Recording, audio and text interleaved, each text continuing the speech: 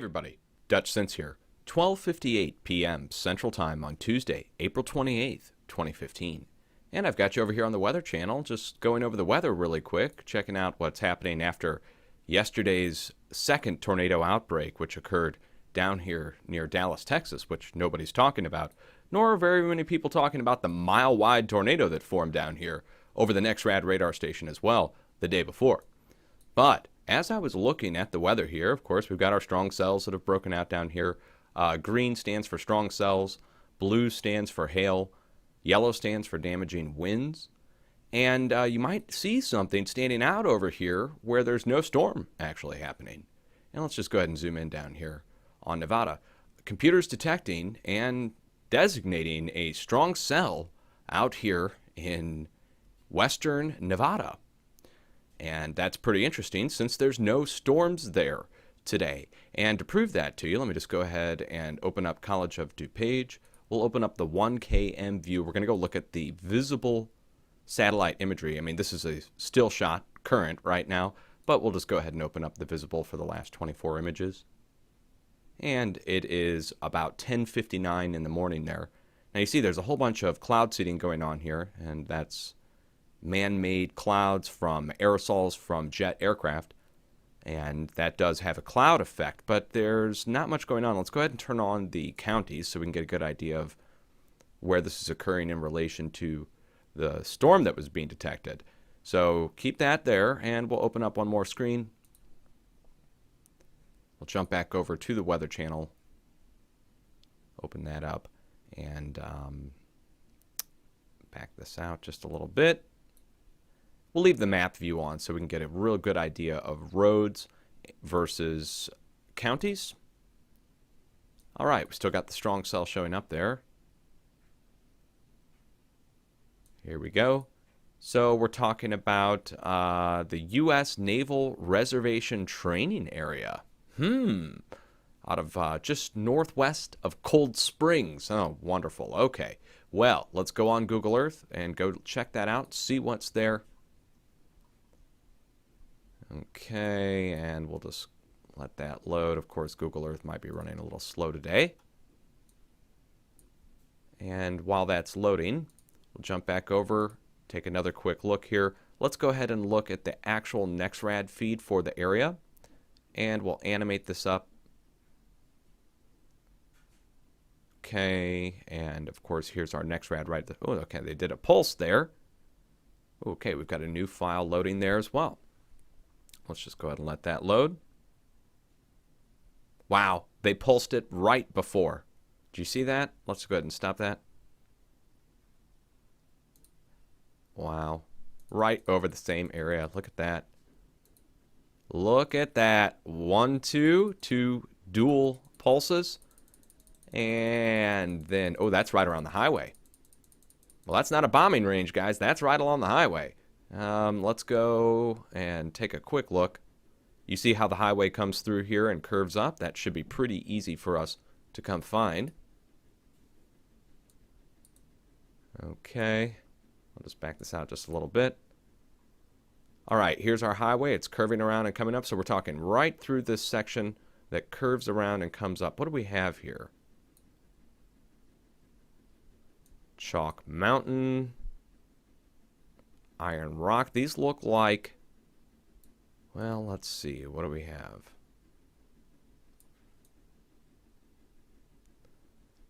There is no way the Navy is bombing right along the highway. There's no way that can. Let's just take this forward a few more.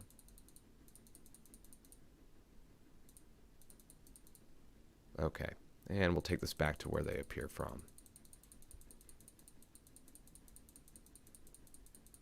That is directly along the highway right there. Okay, first plume appears right here. Let's zoom in. And this is the National Weather Service NEXRAD radar feed.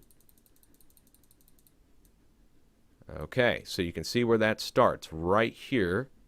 So we're talking about in that semi-turn stretch of the highway right there. So right here. Somewhere right here at Middle Gate. And this would be on... Oh, look what we have here. Oh, well, well, well. What do we got? We've got an old, obvious, okay, this is definitely an old butte volcano. Look at that. And we've got another one right here. You can make out the old crater shape, and you can even make out the butte. And in case you're not familiar with what buttes are, buttes form on the edge of fault zones, and it's weak spots where lava creeps up and forms small volcanoes. We get them in Southern California. You get them all along plate boundaries. And there's no doubt about it, especially when you see this. We can really closely zoom in here. And if you were to go to the area, if you were to actually walk up this mountain, I guarantee you'd be finding some pretty neat basalt. Here's the giveaway again, where they've actually scraped away the dirt and they've got a little working operation there. You can even see the volcanic nature of the rock right underneath the topsoil. That's appearing right along there. Wow. What do we got right here? Looks like another old butte, of course. No doubt about it. And again, the giveaway on these is the rock that surrounds the butte, the color of the rock. And you can definitely check that out. You'll also find these chalk deposits occur around old volcanic areas. And that's what we've got right here, Chalk Mountain. That's pretty interesting to see. Let's just look and see what else resides in the area. Naval training to the north. Guarantee you again, they're not bombing along the highway. That is not. And you can see it comes from the south too. It comes from right over those two volcanoes. Look at that. Okay, let's go back. No forest fires. So you don't see any very big trees there or anything. So just south right here. Okay, you can see the highway right there. Let's go look and see what's there. Okay. Again, highway comes down right here. So we're talking just south right here. And again, that's right back to the area we were just looking at. Okay. Well, no doubt about it. That is pretty interesting to see. I mean, there is the, weird possibility that the Navy was dropping bombs out there and they accidentally bombed the highway. That would be the only, and the residential areas to the south, that they accidentally drop bombs on the people in the wrong area. You can see that only one actually comes up here out of the naval reservation there. So obviously the National Weather Service pretty interested in it, right? I mean, let's take a look at visible, see if anything appears on visible. And let's go ahead and zoom in. Turn on the road so we can get a good idea.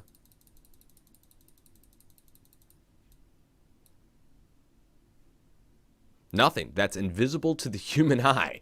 Okay, well, that lets you know it most likely is some kind of strange off-gassing event, maybe CO2. I don't know what would be visible on radar that wouldn't be visible to the human eye. Of course, if you hear anything, please let me know. I think this pretty much proves that something's going on there, and with the National Weather Service trying to take a look at it with their own radar feeds, that's pretty interesting as well. Let's go take one last look, see what it shows. Okay, this is the most current image. Let's just go ahead and load the last 48. They're interested in what's happening before. How many minutes is that before? Let's find out.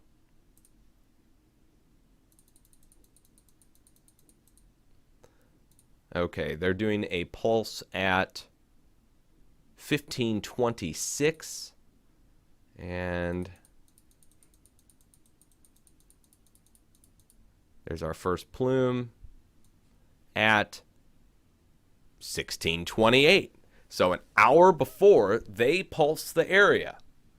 Wonder what's going on there, guys. I don't know. I don't have an answer for you other than that is some kind of volcanic, seismic related event.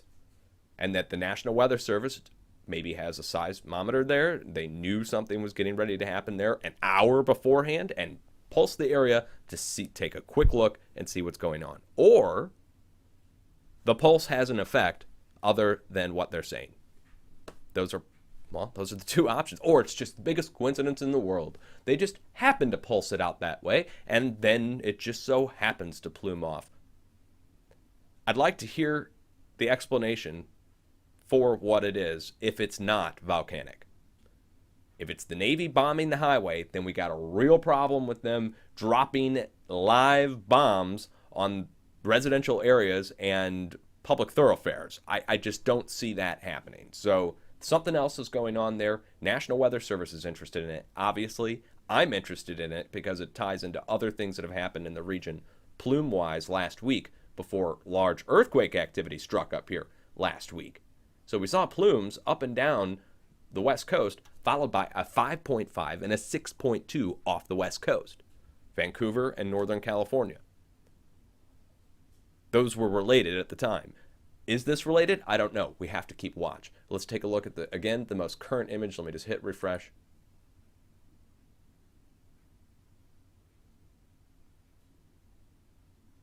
Look at that, all down here to the south and along the roads.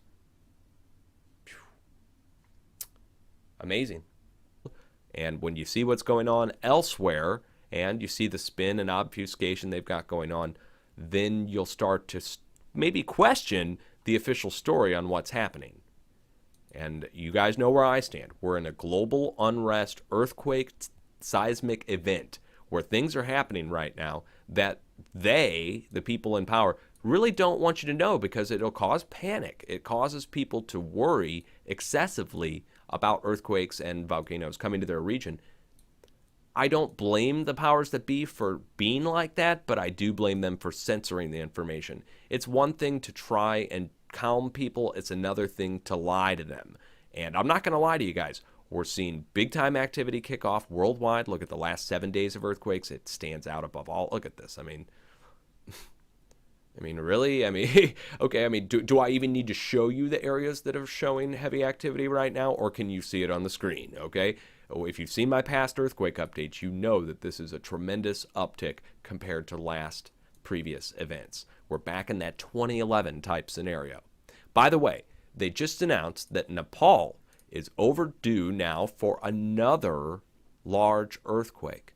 They're saying 33 to 50 feet more movement coming. And this led me to make a post saying 30 to 50 feet. Where did I hear that in the past couple days?